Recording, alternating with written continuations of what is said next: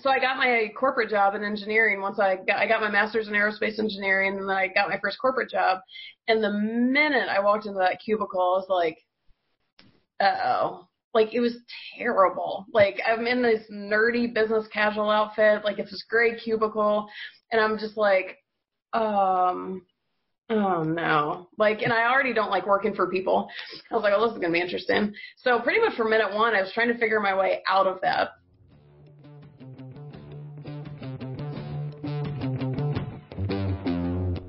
You're listening to Donnie Success Champions, where I believe everybody is on a journey. Life is all about the stories you can tell and teach later. You're going to hear the stories of people who have overcome hardships, failures in life to find success along their journey.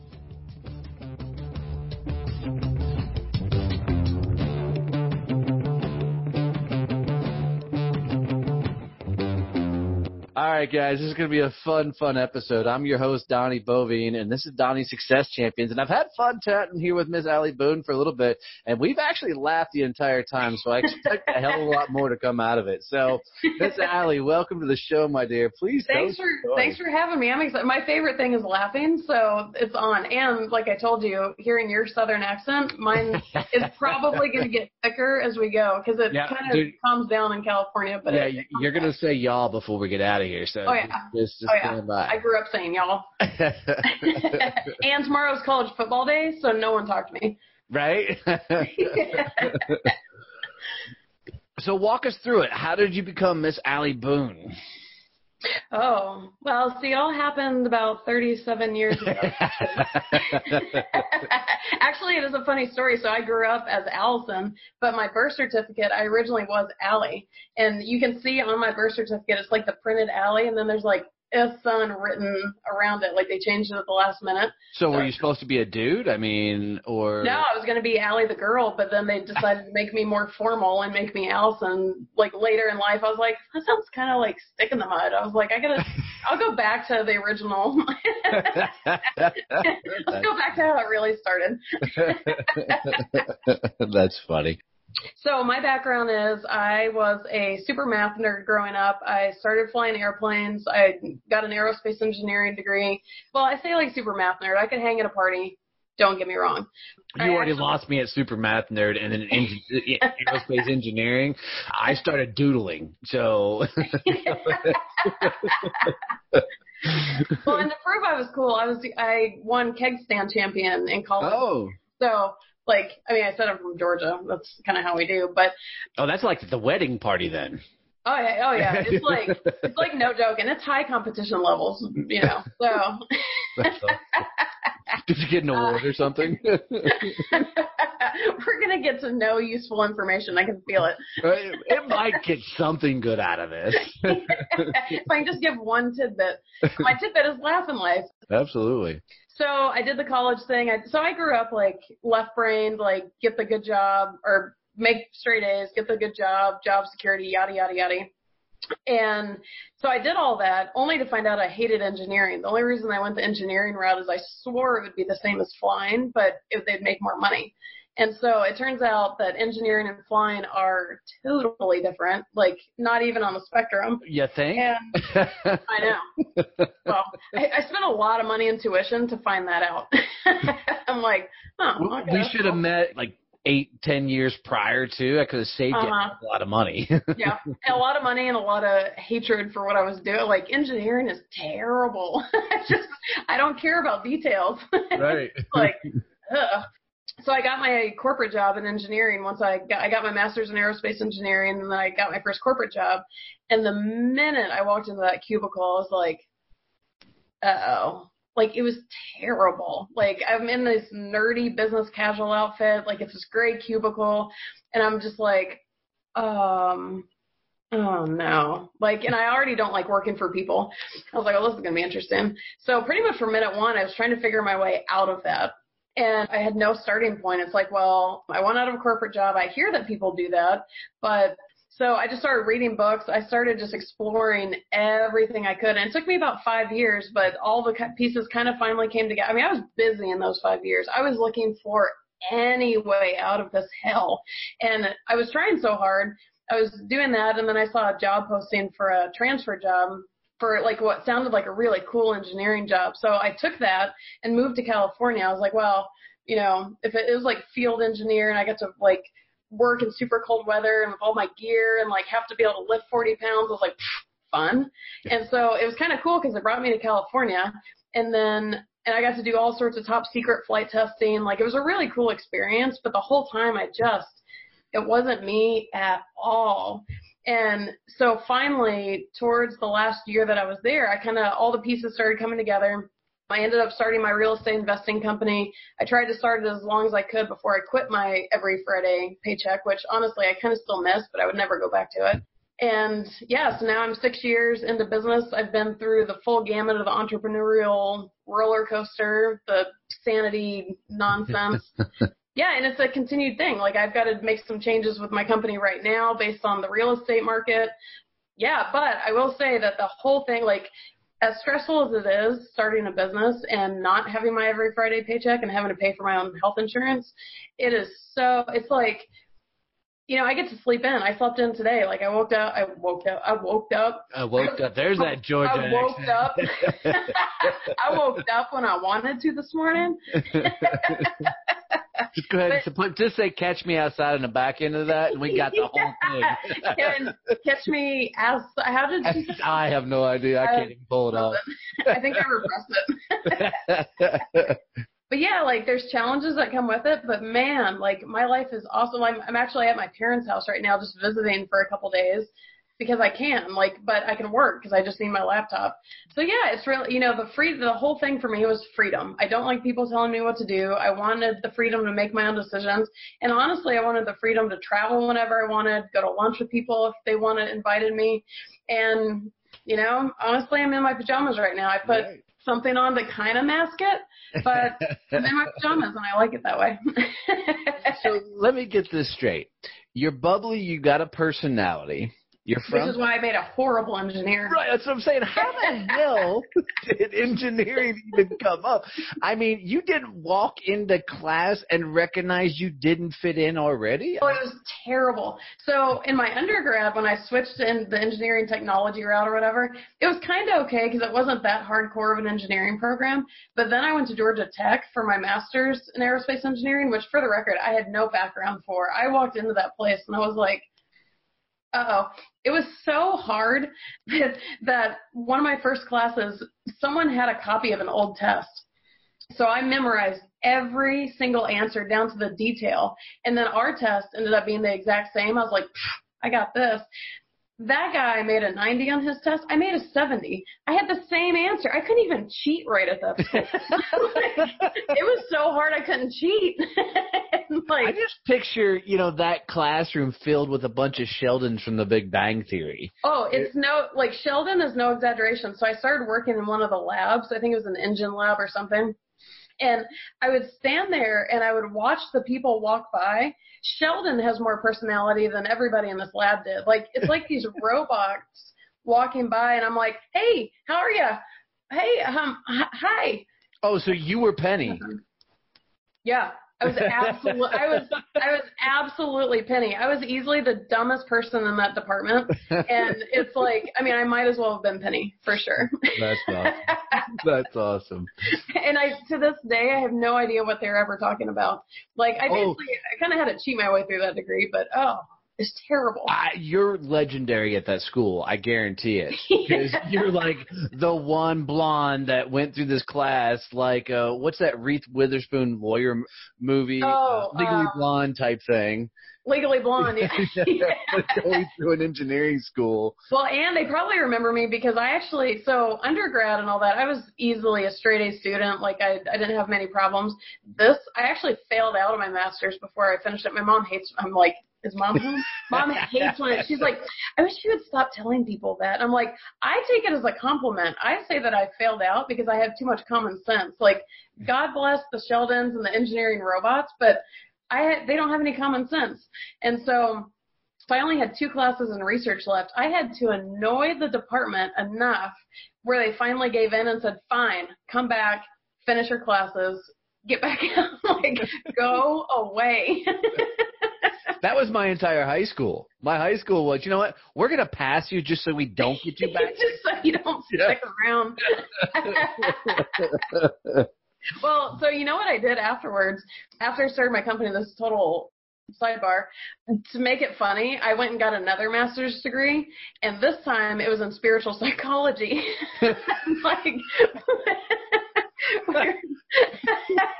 we were talking about your Reiki masters podcast, like the California hooey. So just to really anchor that in, I got my Georgia masters and my California masters. That's what I call them. Well, that makes sense. Totally. So, where did you get the spiritual hooey booey, masters at? It was the University of Santa Monica, not quite as well known as Georgia Tech, but they're great. Okay. Well, at least you got it in Georgia. It made more sense if you would have got it in California. I would have had for sure. I got my left brain degree in Georgia where it made sense, and I got my right brain degree in California where it made sense. I like to fit in. I want to make sure I can talk to, the people I'm around. You're killing me, Smalls. You're killing me. All right. So now you have a master's in engineering, math. Mm-hmm. You have a master's in foo-foo spirituality. You like to fly planes, and now you do real estate. All right, math engineer, how the hell does that add up? I like to say I used to get bored very easily. Now I've just kind of become lazy. Like, I feel like I thought so much back in the day. So if you guys want to make a lot of money and not work for a living, become a realtor or flip houses, buy houses, whatever you do. Something like that, yeah. So are you wholesaling? What are you doing with your real estate company? So I kind of call myself a glorified matchmaker. I connect buyers and sellers. And so it all kind of started, like, while I was trying to find my way out of corporate, I randomly started investing in real estate. Like, being the smart engineer, I wasn't putting two and two together that this would ever get me out of corporate. But so I was doing these kind of deals that people hadn't really heard of, and they're like, wait a minute, that sounds really cool. How are you doing that? And so I started connecting them with what I was doing, and it built so much. Everyone's like, you could do this. Like, if you go get your license, we can pay you the referral fees. And so I was like, oh, that'll be fun side money. Again, engineering smartness not intact. And so it just built and built and built, and finally I was like, hey, wait a minute. If a regular real estate agent can make a living doing this, can I make a living doing this? And it kind of stemmed from there, and that's how it all started. So I'm really just a matchmaker between buyers and sellers. But what I've also become over the years, I found, is an emotional support dog, because I attract a lot of new investors, and they're terrified and they don't really know what's happening. So I'll do the hand holding. If they have any challenges, I'm here. I'm like the smiley, friendly face that, my whole idea was like, I want to put someone seemingly trustworthy in an otherwise fairly intimidating industry. Like, real estate investing it's not for the, what's that phrase? Not for the meek, or not for the faint of heart. Faint of heart. That's it. Not for the faint of heart. You don't really know who you can trust. There's so many options. None of us learned it in school, yada, yada, yada. So, I kind of wanted to present myself as like, hey, I'll just tell you what I know, what I've gotten for myself, what I've done, and that's been the basis for my company ever since. So it's actually been kind of fun, because now I finally get to talk to people. The engineers would never talk back. I go to their cubicles and I'm like, hey, what you doing? What'd you do this weekend? You want to go to lunch? What you doing now? Hey, and they're like, Me and engineers have gotten along great. I do have some really close buddies that are in the engineering realm, and I give them absolute hell every chance I get. Now, don't get me wrong. I do have engineering tendencies. I didn't do that all willy-nilly. Like, you give me a spreadsheet job, I'm all over it. Like, I still love me a good spreadsheet. Like, I have my moments for sure, but more often than not, I'm thinking I should probably give my engineering degree back. Like, dumb things that I can't figure out. I'm like, no, I got nothing. What's interesting is I had a buddy, Derek Morell, on the show, and he does a lot of wholesaling and does a lot of the investment side of the market. When he first jumped into the market, he lost $50,000, maybe $100,000 because of a subcontractor spending all the money versus actually fixing the houses. And he was able to recoup it later because he went in and he did a lot of the work himself and yada, yada, yada. So most people who get into investing have some sort of, well, I screwed that up story all the way through. Share some of your favorite ones. Because people have two thoughts when they come into real estate, right? They have the one thought is, I'm going to be a millionaire overnight tomorrow. The other thought is, it's so scary, I should never do it. Yep. So I want the real side of it. Well, and props to your friend for losing all that and then sticking with it. My story is similar. So my first investment was the house I lived in Georgia. I moved right during the crash, so I just kept it and made it a rental property. So that was kind of my first investment. But you're going to love this. My first intentional investment was a beach bungalow, pre-construction beach bungalow in Nicaragua. All I saw was affordable third world country on the beach, and it'll ruffle everybody's feathers who I tell. I'm like, obviously I have to buy that. So this was actually a big development. It was pre-construction, like I said. There were some big partners in it. Wyndham Hotels, Jack Nicklaus Golf Course Design was coming in. Some big-time investors bought into this. So I ended up buying the beach bungalow and buying was it a home site or something? So basically I was about $40,000 of my own money into this deal. And to this day, it's never been built. It went completely belly up. The guy who was running it got banned from Nicaragua. And so it was like, so my first, granted, it was in the third world country, like it's not complete rocket science to know that, not a total shocker, but. And you have a master in engineering. I know. I did something one time and someone said something, I was struggling with something. They're like, this isn't rocket science. I was like, I know, if it were, I'd be able to do it.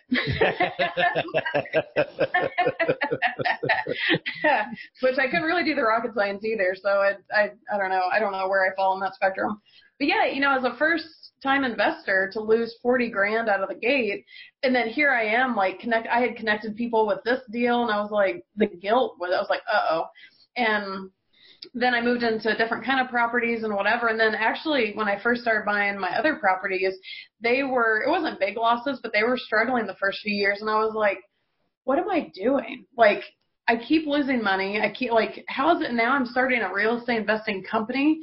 And fortunately I had a mentor who said, listen, this happens in real estate investing. And truly, I think more than figuring out real estate investing, it's kind of like the rite of passage. It's like, what big time investor have you ever heard of? Warren Buffett, Bill Gates, any of those guys that haven't literally lost millions? And I was kind of thinking, I was like, I guess if $40,000 is all I lose, I'm way ahead of them. Like, it was kind of, and it was all about perspective. Here's where my spiritual psychology master's degree comes in. It's all about perspective, right? Like, what did that $40,000 get me other than not a beach bungalow? I did multiple trips to Nicaragua. It's easily my favorite place on the planet. It's how I met everyone I work with now. It basically was the catalyst for me starting my company. And so now I've been corporate free sounds like a medical diagnosis. I've been corporate free for 6 years and I'm living this lifestyle because I went for that Nicaragua deal. So like when I put perspective to that, it's paid out dividends on the $40,000, whereas so many people, it's so easy to focus on the loss. It's like, wait, but was there really a loss? Yes, I would like that $40,000 back. Supposedly I'll still get it. But, so but it took me a second in the moment. It's like, how am I in a real estate investing industry? Real estate blows. And my mentor's point was, but it speaks to how worth it is when you stick through it. Just hang on. And so now a few years later, all my properties are fine. It really does. It's, so like entrepreneurship, investing, all that kind of stuff, it's so, I don't want to say it's more mental than the logistics of figuring it out, but it's so mental. Like that, I feel, anyone can start a business, but I think it's the mentality afterwards. Can you survive the roller coasters? Can you survive the challenge? I'm in a position now where real estate sales have dropped across the nation everywhere. And so now I'm kind of scratching my head like, if my income is totally dependent on real estate sales and real estate sales are dropping, so for the first time in a few years, I'm really having to go back to the drawing board and like, well, wait a minute, I have to solve this problem. And that's really what entrepreneurship is, because I could just give in and be like, oh, I don't have any sales. And my mom last night asked, she goes, well, why don't you just go get a regular job to hold you over until you see what the real estate? I was like, no. Not at this point. Not at this I will be homeless on the beach before I ever do that again. Right, but, right. That's part of it is like, I'm okay. Well, you're in California. You can do that. You can be homeless on the beach and you'll fit right in. Although it's a little deceiving. It's a little chilly at night on the beaches here. Like even the water's cold. I miss the East Coast for that. But yeah, it's there's worse places to be for homeless. Right. Well, a couple things that I want to point out you threw out there. First, you just described gratitude in one of the coolest ways I've heard described in a while is, you lose $40,000. Mm-hmm. But in the moment of being grateful for that loss, look what came from that. Yeah. And I think a lot of people struggle with, what am I supposed to be grateful for? And for me, you've got to be grateful for the tough times. Yeah. You've got to be grateful for the times you get punched in the face by life, because those are, as your word, the catalyst for things that are going to happen in the future. Mm-hmm. The second thing is a mentor of mine told me that if you really want to understand how your mind works and what you're made of, become an entrepreneur. Oh, yeah. Because you will never be tested harder or more in your life. Why do you think I started going to school for spiritual psychology? Like, oh, my God, help! Well, and it's so true because, one thing I experienced was back when I was the pilot engineer, one thing that's common between those two careers, and it was a thing within me anyways, which kind of half led me to those, is you have control. If I need the airplane to do something in particular, I make it happen. And not only do I have the option to make it happen, I have to make it happen. Half of flight training, I teach flying now, and half of flight training is learning how to make it happen. Like, you have to own it. Like, this is happening right now, and you have that ability. Same with engineering. It's like, oh, we have this problem. How am I going to make this get solved? And you have that option. So here I am, control freak, like 101, going into entrepreneurship. Well, one of the biggest lessons I learned right out of the gate is I can't make any of it happen. None. And I was like, uh-oh. So for someone who grew up being trained how to make it happen and then goes and gets a master's degree in how to make it happen and works as in a position of making it happen, to find out I don't really have that option it was like super sanity test. And in the midst of the pilot and engineer thing, I wasn't really that in touch with feelings. I'm a girl, but I didn't really understand that whole concept. Oh, you want to find out what feelings are pretty fast? Wonder where your food's coming from. Wonder where your rent check's coming from. Find out you have no control over anything. And then I'm having to experience this feelings thing everyone's talking about. I'm like, God, like, what is happening? So yeah, it's exactly true what he said. Like, and I've learned so much about myself, and so I've kind of reworked my training, if you will. Yeah, I spent 20 years as a sales guy, and I was a straight commission sales guy.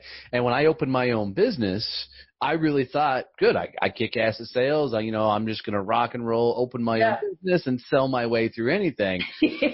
Well, that was stupid. I can tell you everything I thought about running a business was just wrong. You just don't know what you don't know. And, man, I was 6 months into my business contemplating if I'm just going to shut the whole damn thing down and go back to work for somebody because, I didn't understand operational processes, accounting processes. There was just so many freaking things to learn. And, the buck literally stopped with you. If I didn't figure out all this stuff, where am I going to eat? How do I keep my house? In the whole 9 yards. And thank God I found podcasting because that's the thing that saved the business.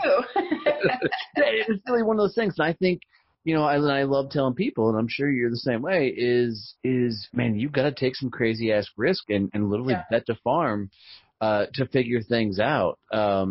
And what's funny is I own a farm, so I literally bet the farm. But and I'm from Georgia. I miss farms. Right.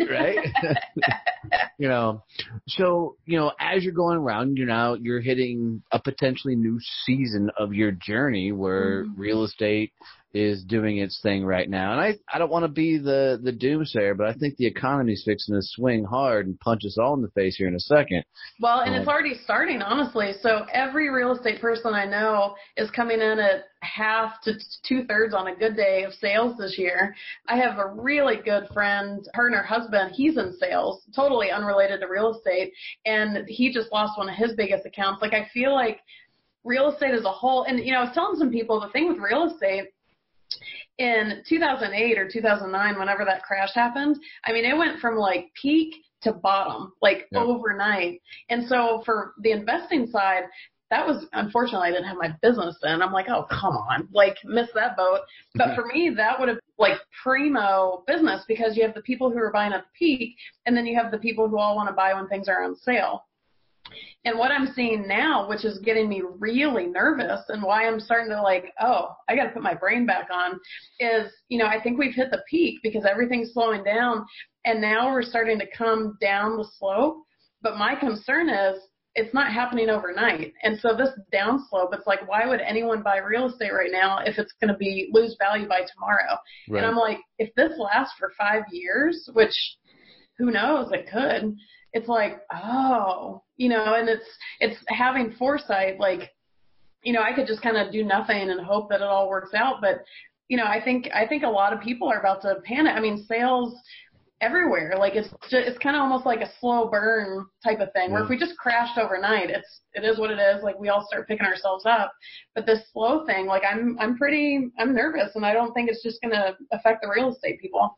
Well, and what's interesting is, thank God I live in Texas, because we usually stay pretty strong through the real estate stuff. I mean, I don't want to say we didn't get punched in the face as well, but the problem they're running in here is inventory was so bad on houses, and all the buddies I had that do wholesaling or flipping and everything else, there's just no inventory on the ground. Yeah. So there's a lot of new construction that's happening massively around here. Yeah. And the interesting thing about that is, because new construction's going, there's been a lot of talk of, if that's not some of the reason the housing market is going down, because there's all this new development going, so people are lowering prices of houses and everything else to try and compete with new construction. So it's just a really interesting time right now to see what happens. And unfortunately, for most people who live in the U.S., that's their number one or only major investment they have in their life is their household. Yeah. And you guys are playing an even riskier game, in the investing side of the market. So what are you going to do? Become the flying realtor, or?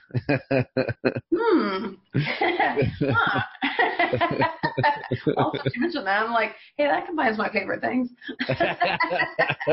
Well, I've been thinking about it. And so what I've been asking myself is,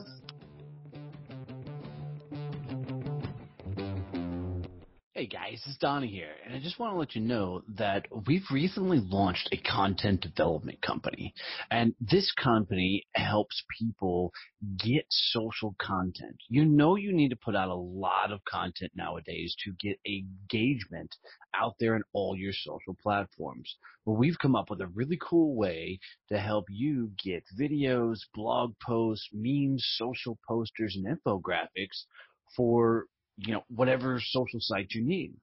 So check us out at successchamps.us and learn more about how you can get social content for your social media. Support for this podcast comes from Point Blank Safety Services and Blue Family Fund.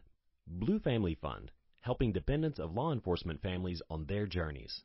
Blue Family Fund is a nonprofit that raises funds and offers financial support through higher education scholarships for dependents of law enforcement officers, and by providing financial assistance for families of fallen law enforcement officers. Every dollar donated will go to the families of police officers, either through scholarships to dependents of police officers or as aid to fallen officers' families. Visit us at bluefamilyfund.com.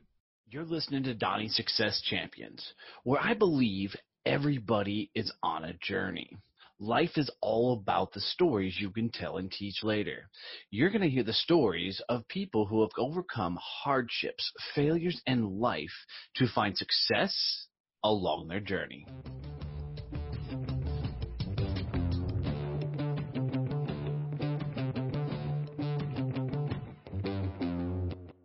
So it's actually, you mentioned earlier, like the hardships and the challenges are oftentimes the best things that ever happen to us. So while I'm stressed about all of this, I also think like this is easily going to be the best thing that ever happened to me, because in the past few years, I've known I should increase business, and I've known I should get some different streams going, and I've pursued it kind of, but I didn't really have to. And I have no self-discipline. Like, if I can be lazy, I'm going to be so lazy. So I kind of need this fire under me to be like, oh, wait, like now I gotta do something. Right. No more spiritual psychology school. Like, we got to get back to the game here. Yep. Get out of the teepees, get away from the campfire, Come out of the ethers. Right. But for me, my question was, okay, so if I don't want to be reliant on real estate transactions, because it's dangerous. Any commission-only sales thing, real estate, like, ugh. So that's dangerous. And if people aren't buying properties in a downturn, what are they buying? Well, the answer for that to me is education. And I'm like, oh, I got to work on education. I've been a real estate investing writer now for 5 years, I guess almost 6 years. I have like 190 articles on BiggerPockets.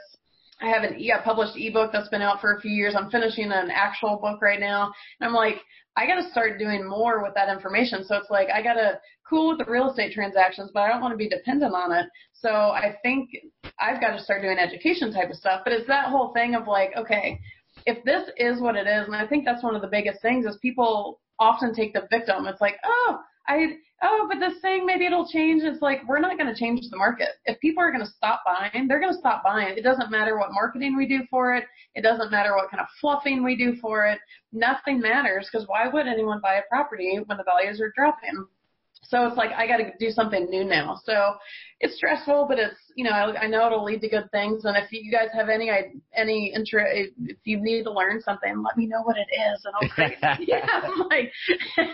Well, but that's the interesting thing is, that's how I found podcasting. I was literally at that point where, what do I do? And I gave, what I thought was going to be like my last professional speaking engagement, and just happened. There was somebody sitting in the crowd that came up afterwards and said, "Hey, would you come guest on my podcast?" And I'm like, "What's a podcast?"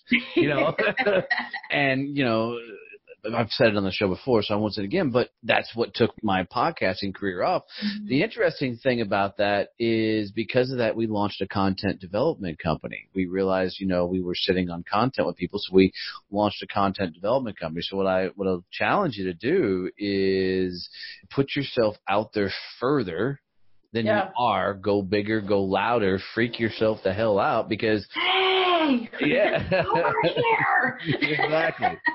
Well, and in this day and age, I mean, you hear all these gurus that are talking that you've got to put out so much massive content that you've got to, get your name and brand out there. And unfortunately, they're right, because there's so many people competing for that space. Totally. That you and me in doing that is how I keep finding new avenues for my company as it continues to grow. Oh, it's so exciting. I'm like, ooh, what? So I don't know if you know about this about me, but I'm already a TV celebrity. Oh. I was on a makeover show. Wow. 3 years ago. It clearly did not work. I don't have 1 ounce of makeup on right now. And honestly, I didn't brush my hair this morning. So it didn't work. But nonetheless, I don't think you knew that I didn't. I didn't. I could probably use my celebrity. And for the record, no one has ever recognized me in public. I was certain it was going to be my celebrity debut, and nobody. Dude, my favorite thing ever is when I first broke in the top 200 on iTunes, a buddy of mine walked up to me and goes, "How cool is that? Are you going places and people recognize you?" I'm like, "It's a podcast. They never see you." So I'm going to show you the promo picture for my makeover show, because you're from Texas. I think you'll recognize what I'm wearing. Let's see if this will. Are you a brunette in that picture? No. There I am. Do you recognize me? Yeah, you in coveralls. Those are Not just coveralls, Carhartts. Carhartts. Either Dickies or Carhartts, one of the two. Oh, yeah. Nobody in California knew what the Carhartts were. They're like, what are you in? What you can't see behind me is I actually have a Carhartt jacket sitting right behind me. So. Nice. I have a Carhartt hat. I try and represent out here. Everybody's looking at you. I got 2 heads. Now you just need the 10-gallon Stetson, go over the top. So you're at one of those cool transitions in life and figuring out, which is, it's, as Jim Rohn said, we all go through seasons. Totally. And I think it's, a cool place to be in that new season to see what happens and, what shakes up as you continue to run and gun and be you. Run and gun. I love that. Well, I mean, run and gun. I am constantly telling people that you got to get punched in the face. You've got to keep putting yourself out there. And if you're not getting punched in the face by life, then you're actually moving backwards because you're not growing anymore. Totally. Yeah. So what advice would you have for somebody if they're contemplating going into real estate at the moment? Besides, don't. And even go on the hooey balooey side. I mean, how does somebody handle their mindset as they're looking at the economy coming up and going, oh, crap, what do I do now? Well, so here's, I don't have a crystal ball, despite my hooey degree. They did not give us, I thought there was going to be a crystal ball at graduation, but I'm still pissed I didn't get my Hogwarts letter, so, I'm like, I was supposed to be psychic and be able to get the lottery numbers. Like, what else is this for? I think for people starting out in real estate investing, right now is the absolute perfect time to support something I've been preaching for years.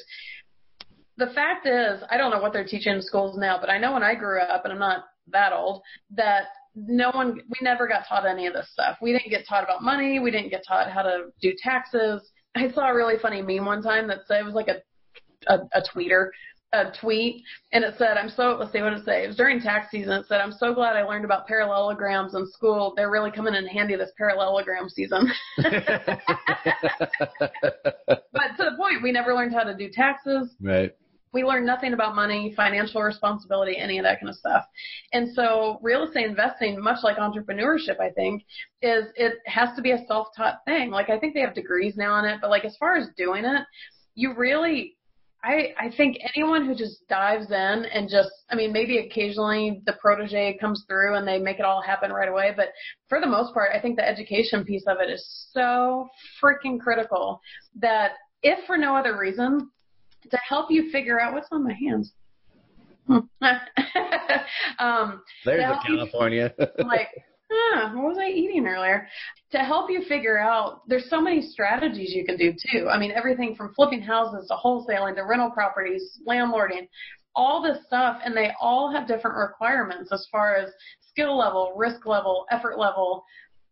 There's so much involved with it that I think it's so imperative that you spend some time before you dive into anything and just explore what's out there and make the attempt to follow what kind of feels natural. I wish I was a house flipper. I could make a lot more money a lot faster. I think it would be fun, but I'm not good at it. I am the most gullible person when it comes to contractors. I just got taken by another guy this week. Like, it's unbelievable how stupid. I was like, that's not harsh. I was going to try and reframe that, but how dingy I can be about it.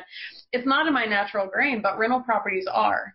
And so if you can take the time, learn about everything, learn at least where the risk factors are, and kind of figure out what's going to jive with you the best and what you're going to enjoy. That'll help kind of, point you in the idea of what you jive with. And now you have the perfect excuse to take that time. Like, if the market's hot and everyone's buying and it's the big boom coming and like it's the primo time to buy, which is when I got into it, I didn't really have a lot of time to sit down and patiently learn. Like, oh, I got time. I'll read all these books. And no, things were happening too fast. Now you can kind of take that time, or at least that's my really sneaky reframe on the whole thing. It's like, take it for what it is, but I think that time is critical. And right now you have that time, like spend the next 6 months wait and see what the market's going to do. I make my living selling investment properties, and I don't think you should buy right now. Like at the risk of me not eating for the next 6 months, but take the time, see what the market's doing. So we're fixing to start a GoFundMe for Allie. On rocket scientist, gone successful entrepreneur, gone GoFundMe, entrepreneurial roller coaster. Right.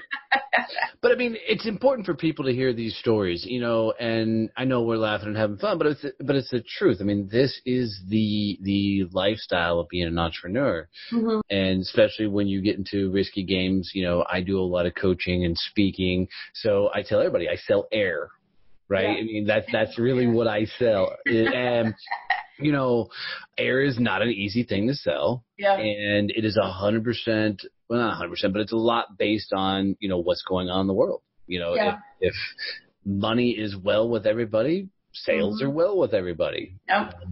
When money's not great with everybody, then I'm in the same boat you are, or we're going to have to amp up the education side of things and help people in those realms. Well, and if you think about it, like most entrepreneurs that get interviewed on podcast, like for me to be on your podcast, like I had to sound like I half know what I'm doing. Like I feel like most of the information you can get from the entrepreneurs or the investors who are already doing it, they have this really killer sounding resume, and it's harder to find people talking about the hardships. Mm-hmm. Like my first 5 years are a huge success as an entrepreneur. But like I say, I'm nervous now. It's like, wait a minute, my sales could drop to 0 tomorrow. So even regardless of how much success I had over the last 5 or 6 years, I could crash. I could have crashed right now and I don't know it yet. And so, I think it's so important for all of us entrepreneurs who are already doing it or investors or whatever to really, it's not just like build the success and then you stay there. Like it really is this roller coaster thing. And so for all of us to be transparent about like, hey, yeah, I've done really well, but hey, here's my real time problem. I have one, and because what I feel, I know when I got into entrepreneurship, I was fortunate to have a mentor. He had to talk me off the cliff more than 10 times easily. Like if it hadn't been for him, I probably would have stepped off the cliff and done like you had thought about in 6 months. Like I could go get a real job. This is terrible. But, because there's not that many people talking about what did you do when you were standing on the cliff? How did you get to the cliff? How did you talk yourself back out of it? Because that really is going to be if that's not your entrepreneurship journey, you're not becoming that big of an entrepreneur, or that big of a business. You gotta have those moments. Two things that come to mind in that is one is I forget who said it, but it was one of the gurus of the day. He's like, if you're not trying to put yourself out of business, then you're going out of business, right? Because somebody else is fixing to come along and knock you out. The second thing is, and I hate this word because it's so overplayed, is the authenticity of your story. You're talking to the hooey masters girl. We can talk authenticity.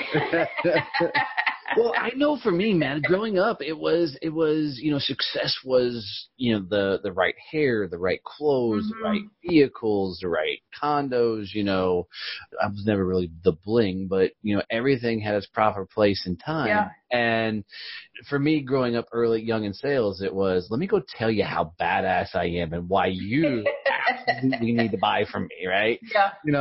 And it wasn't until later in my life I realized, why I didn't have success early in my career, or why I didn't keep clients because, dude, I was raised on a farm. I'm not the city slicker, guy. So it's been a wild understanding for me, but I often get people who do try and come on the show and they want to voice what all they're saying. And one of the reasons I do an hour show because you can get the real story out of them if you keep them talking. Like digging, got you. It's the truth, though. I mean, you can only hide behind your BS for so long. Yeah. Well, honestly, people these days, they don't appreciate it. Like my goal from minute one has been like, just be me, be unfiltered, because that's what people in a day like today with the internet and everything. Just sounded so old saying that these days with the internet, that computer, that www thing. Oh God. I need more coffee or less coffee. I don't know. You know, there's so many voices talking. If you plug in any topic and you want to learn something about it, there is everyone under the sun trying to tell you this is how you do it. This is how you shouldn't do it. This is, you know, like, how do you decipher? And I feel like it's become so, and you mentioned Gary Vaynerchuk before we started recording.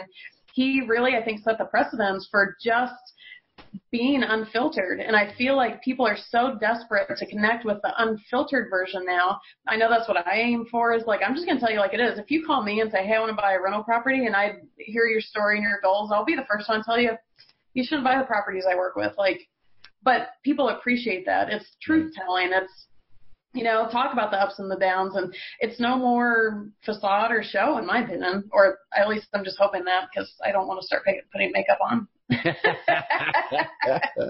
Well, in some circles, I should put makeup on, so, you know. Well, if you come to California, you can put makeup on and nobody will think twice. I'll fit right in. And then I'll grab my blanket and beach towel and sleep on the beach with the rest of the bums. Totally. That's awesome. That's awesome.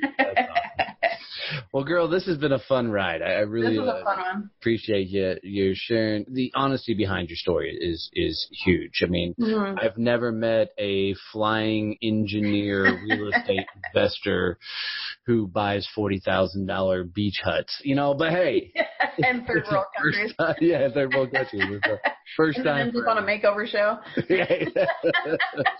Hey, I've had a couple of movie producer people come on the show, and I keep telling them I'm going to be an extra in the show. I don't care to be an actor. I just want to be able to say, dude, if you look at that guy all the way in the back, I'm waving, and you can't really see me in the back of the movie. That's me. I'm in a movie.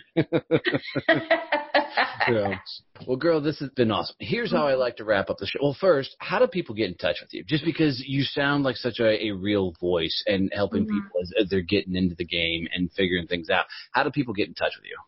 Well, in support of being that real thing, I love if people just email me directly. So my email is Ali, A-L-I, at hipsterinvestments.com. That's my company name. Is there a company named really Hipster Investments? It is. And you know, I'm still so embarrassed by it. It's like, so many people love it. I'm like, God, I'm glad you do. It's so ridiculous. But there somewhere along the way, hipster replaced hippie, and and I'm not the only difference is and hipsters have the worst reputation. Like, I'm the furthest thing from a hipster. Hippie maybe, but yeah, it's that's a whole other discussion. But that's funny. Yeah, so Allie at hipsterinvestments.com, and you can always go to hipsterinvestments.com. If you reach out there, Melissa will probably respond to you. She handles all the incoming emails, but email me directly. And, you know, much like I've enjoyed talking to you, like, I just like meeting new people. And, you know, I do business consulting. I do the real estate stuff. I'm all over the board. If you want to just say hi and, you know, whatever, like, bring it on. I'm not one of those to, like, decipher or like make my email all cryptic so the spam bots, I get enough of them without, you know, filter doesn't help anyway, so whatever, email me directly and I'll respond, like, totally. That's awesome. That's awesome. Well, here's how I like to wrap up every show, and I do stump some people, so you're forewarned. Bring it. Oh, the engineer just came screaming. I was like, oh, bring it. 2 plus 2 is, no, I'm kidding. If you could leave the audience, my audience of champions, with a quote, a phrase, a saying, a mantra, there's your spiritual hooey bluey stuff. You know, something that they can take with them on their journey, especially when they're stacked up against it. They're going through that really tough time, trying to figure out their next move in life. What would be that quote or phrase you would say? Remember this. Remember this. Don't take advice from people you would not trade shoes with. Oh, I like that. Wow. Yeah, especially like you mentioned the kind of times of challenge and the need or whatever. In my experience, the best way out of those is to connect with other people who have either been there, done that, but make sure that that person is someone you would actually trade shoes with. Like, if I want to be a beach bum and not have to work for my investments, I'm probably not going to take advice from a guy sitting behind a desk wearing a suit working 9 to 5. So, you know, in this world of so many voices, find the people you would actually trade shoes with and take their advice, and be kind of leery about everybody else's. That's awesome. That's actually, I've never heard that before. That's unusual for me. So well done. Well done. First time for everything. And that's how the country song goes. Or there's always the second one, fake it till you make it. That one also helped me. So whichever works for you. There you go. There you go. So, well, girl, thanks so much for coming on and do this. It was actually a lot of fun. Thanks for a lot of laughs. I think people enjoy this one. So thanks for doing this. Well, thanks for having me. Absolutely.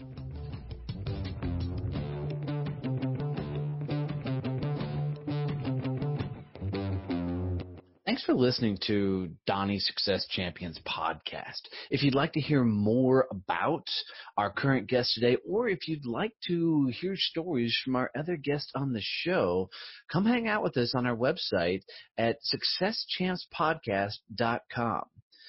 I really appreciate you tuning in. If you need to reach out to me for any reason, you can catch me at Donnie@DonnieBoivin.com.